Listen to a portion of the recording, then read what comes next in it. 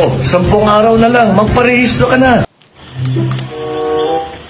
Uy, andyan ka pala. Pas muna ako. Nabudol mo na ako eh.